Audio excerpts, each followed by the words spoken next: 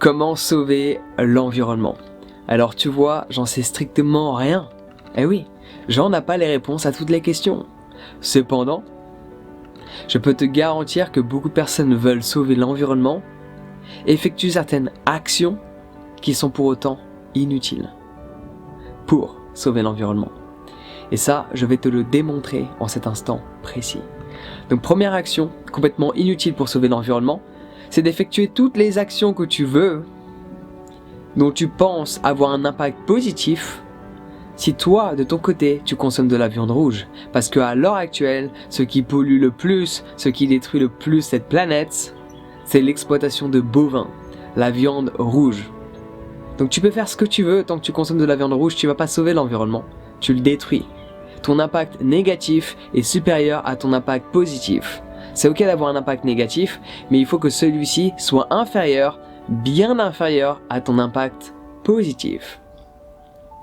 Pour illustrer le tout, c'est très simple.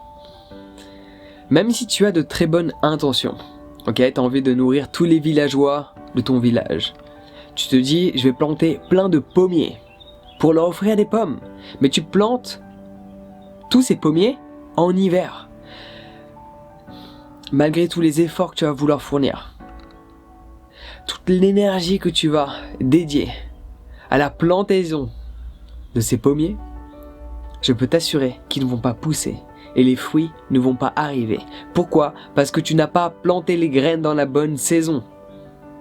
Une fois que tu as trouvé la bonne saison, il faut les mettre dans la bonne terre. Il y a un ordre de priorité. La priorité pour avoir un pommier, c'est de choisir la bonne saison. La deuxième priorité, c'est choisir une bonne terre. La troisième priorité, voir l'emplacement du soleil. La quatrième priorité, le protéger des différents mammifères qui risquent de le bouffer. Surtout quand il est jeune et ses feuilles sont fraîches. Et ça, les petites brebis, elles adorent. Est-ce que tu vois là où je veux en venir? Il y a un ordre de priorité. Si tu veux sauver l'environnement, qu'est-ce qui pollue le plus? Viande rouge. Bien en haut. Du coup, il faut supprimer ça. Sinon, peu importe les bonnes petites actions que tu vas faire, le changement ne va pas se créer et la planète ne va pas être sauvée. Si tu veux démolir une maison, tu enlèves les briques du toit, une après l'autre, ou tu vas directement au niveau des fondations et tu poses des bombes? La réponse vient d'elle-même. Tu attaques les fondations. Et les fondations de la pollution de l'environnement, c'est l'exploitation de bovins. La viande rouge. Arrête cette consommation-là et là, je peux t'assurer que tu vas aider réellement. Tu vas pas avoir cette sensation de faire quelque chose qui est en soi inutile. Tu vas vraiment faire quelque chose qui est utile. Donc première action inutile, de faire tout un tas de choses si tu consommes de la viande rouge. Désolé, je sais, tu prends peut-être plaisir à en consommer, c'était mon cas précédemment, jusqu'au jour où j'ai réalisé que ce que je faisais était uniquement pour moi, parce que c'était mon ego qui s'était identifié à une culture qui m'avait dit « ouvre la bouche, c'est pour papa, c'est pour maman », sans pour autant questionner ce qu'il y avait derrière et les impacts que cela engendrait sur la planète et l'espèce humaine, ainsi que toutes les autres. Évidemment, parce qu'on n'est pas les seuls sur cette planète, il faut penser aux autres. Ouais, passons. Deuxième action complètement inutile. Faire des marches pour le climat avec une clope au bec. Là, tu comprends pas. Pourquoi? En quoi? Attends, je fais une marche pour le climat et je fume une clope pour me détendre, pour me déstresser. Depuis quand ça déstresse? Ah non, non, non. C'est ce que tu penses, mais les réactions chimiques dans ton corps, elles disent l'inverse. Alors, c'était une petite aparté. Passons ce détail. La production de tabac est aussi pire que la production d'huile de palme. Et je te rappelle comment tu fais pour respirer l'air qui t'entoure. C'est des arbres. Et quand on plante des palmiers, on ne les laisse pas assez longtemps pour pleinement oxygéner l'air. Enfin, des palmiers ou des arbres à tabac. Donc consommer des clopes et marcher pour le climat, ça ne sera pas trop à grand chose. C'est que tu marches pour quelque chose et tu fais en sorte de détruire cette chose que tu aimerais améliorer. Il y a une petite dissonance cognitive à cet endroit précis. Sinon, troisième action complètement inutile. Couper l'eau. Alors c'est vrai que c'est frustrant, je suis d'accord. Toi tu te laves les dents et tu laisses l'eau couler, tu comprends pas pourquoi je fais ça, j'en ai pas besoin. C'est vrai, je suis d'accord, c'est frustrant. Mais en soi, la couper ne va rien changer par rapport à l'environnement. La seule chose que ça va changer, c'est ta facture d'eau. Et peut-être d'électricité si tu mets de l'eau chaude quand tu te laves les dents. Qui fait ça, on n'en sait rien, mais c'est peut-être ton cas. Mais cela ne va strictement rien changer. Tu crois vraiment que l'eau vient de la montagne à chaque fois? Que c'est de l'eau de pluie qui filtre? Non, non, non, non. Ils ont pas le temps de faire ça. Ils recyclent l'eau. Donc toutes les merdes que tu mets dans ton évier, à un moment donné, tu vas les retrouver dans ton robinet. Et après les gens ils se posent des questions, pourquoi je consomme de l'eau en bouteille? Eh oui. Alors l'eau en bouteille est loin d'être parfaite parce que oui il y a du plastique, mais je consomme pas des bouteilles d'1 litre, c'est des bouteilles de 8 litres, j'achète que des bidons en plastique dur principalement pour pas que j'ai dans mon corps plein de perturbateurs endocriniens. On fera une autre vidéo par rapport à ça, passons dans ce détail. Mais l'eau du robinet elle est horrible. Et outre cela, ça va rien changer par rapport à l'environnement étant donné que c'est le même cycle qui tourne en permanence. C'est la même eau. Tu te souviens de ce que tu mettais avant que tu penses à l'environnement dans ton évier? Ça donne envie de boire maintenant. Troisième action complètement inutile que les gens aiment bien faire pour se donner l'image qu'ils vont sauver la planète. Faire attention aux ampoules. Dès que tu sors une pièce, éteins la lumière, c'est bon pour la planète. Ah bon? Je savais pas que dès que tu éteignais ton ampoule, la centrale nucléaire, là, enfin toutes les centrales nucléaires qu'il y a en France, elles se mettaient en pause. J'étais pas au courant de ça. Parce que oui, en fait, en France, on est propulsé au niveau de l'électrique à plus de 80% par l'énergie nucléaire. Chose qui a des avantages et beaucoup d'inconvénients, surtout sur le long terme. Avantages court terme, inconvénients long terme. La centrale, que tu éteignes toutes les lumières de chez toi ou pas, elle va continuer de tourner au même régime. Parce qu'elle est basée par rapport à une consommation par rapport au foyer. Et les consommations ne sont pas basées par rapport aux ampoules, mais plus par rapport à tous les systèmes électroniques qu'il y a chez toi. Notamment fer à passer. Ça, t'es pas obligé de l'utiliser, hein. Ça sert un peu à rien. Ne pas avoir un pli. Pourquoi tu veux pas avoir de pli? Parce que t'as peur que les gens te jugent quand ils te perçoivent? Non. La machine à laver. Tu pourrais laver ton linge à la main? Non, non.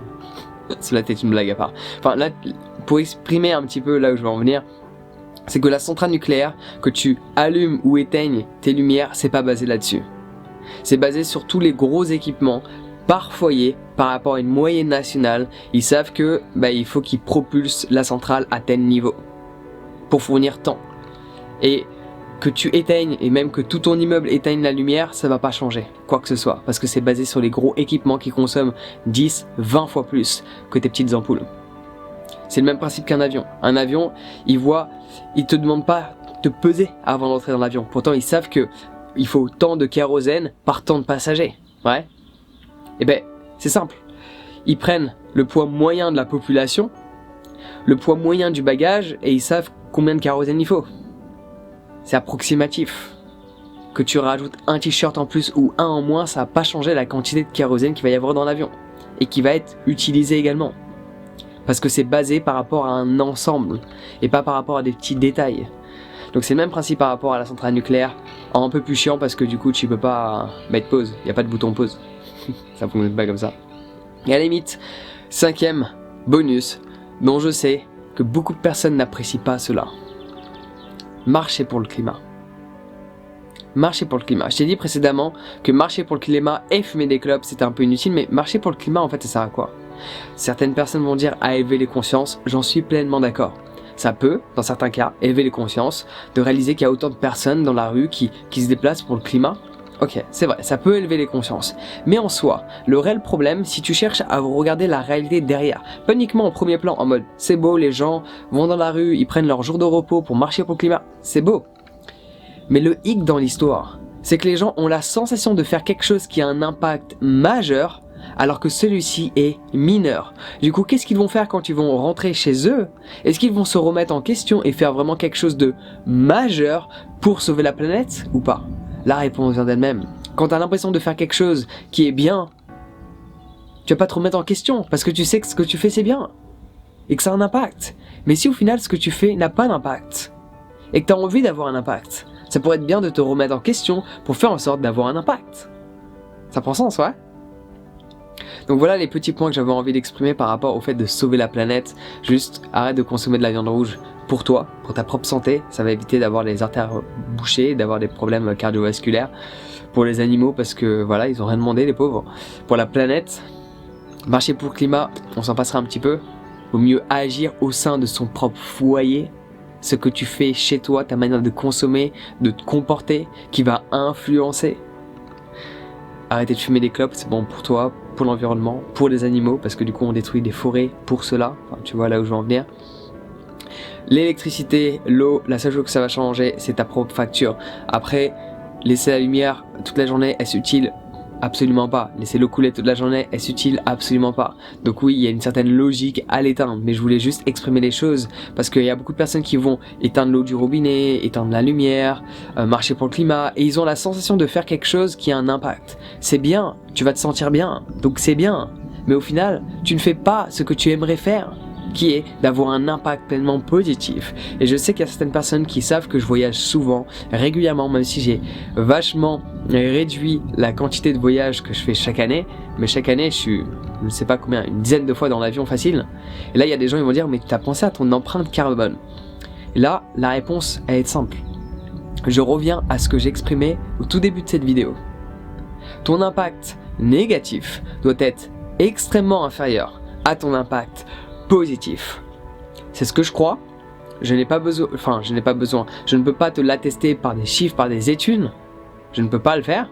Par contre, je crois sincèrement et profondément que en prenant en compte les milliers de personnes que j'ai aidées dans cette transition alimentaire à devenir végétarien, végétarienne ou vegan, donc du coup qui ont arrêté de consommer de la viande rouge, en prenant en compte les milliers de personnes que j'ai aidées dans ce processus de changement d'alimentation, grâce à tous mes voyages, parce que à chaque fois que je pars en voyage, ça ouvre ma manière de penser, de communiquer et de partager. Par ce fait, je peux avoir un impact extraordinaire grâce à tous ces enseignements que j'ai pu absorber au cours de mes voyages.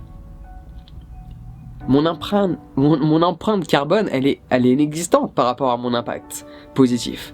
Et la plupart des gens qui vont critiquer ma manière de faire, par exemple, ou la manière de d'autres personnes de faire, où est leur impact positif et où est leur impact négatif? Parce que en tant qu'être humain, à l'heure actuelle, si tu as un smartphone dans la poche, ton impact négatif est supérieur à toi en tant qu'être, de base. Mais c'est ok à partir du moment où tu fais en sorte d'avoir un impact positif bien supérieur à ton impact négatif. Même si je voyageais toutes les semaines en avion, je suis sûr que mon impact positif serait tellement élevé par rapport à tous les enseignements que je partage en cet instant donné et tous les jours de l'année, qui aident les gens à se questionner et à remettre en question leur mode de consommation et leur mode d'achat. Au final, je peux voyager toute l'année, chaque jour de l'année, mon impact négatif sera bien inférieur à mon impact positif. Après, je suis d'accord avec toi, prendre l'avion, juste pour prendre l'avion, pas pour recevoir des enseignements, pas pour se remettre en question, ça sert pas trop à grand chose. Tu vas avoir juste un impact négatif. Mais si tu te sers de ces voyages, si tu te sers d'un de tes impacts négatifs, si tu te sers de quelque chose qui tu sais est négatif pour l'environnement, mais pour avoir un impact extrêmement positif derrière, pourquoi pas le faire? Pourquoi pas le faire? Est-ce que tu peux le faire sans? Sûrement. Mais personnellement, mon mode de fonctionnement, c'est celui-ci. Donc tu peux le remettre en question. Tu peux être d'accord ou ne pas l'être avec, mais c'est ma manière de fonctionner. Et quand je vois le changement que je crée et les impacts négatifs que j'ai, je me dis que je suis à ma place. Je sais pourquoi je suis là, je sais l'impact que j'ai et je suis fier de l'avoir. Quand tu peux l'attester, l'exprimer et le ressentir, c'est que tu es pleinement en accord avec qui tu es. Mais je ne suis pas là à me voiler la face. J'ai conscience des impacts que j'ai conscience de ce que je fais. Mais à travers cette conscience de mes impacts négatifs, je me pose toujours la question en quoi je peux transformer cette négativité en une grande positivité. Et là, la planète, tu la sauves. Telle est ma manière de percevoir les choses. Sur ce, prends soin de toi, passe une excellente journée et à très vite.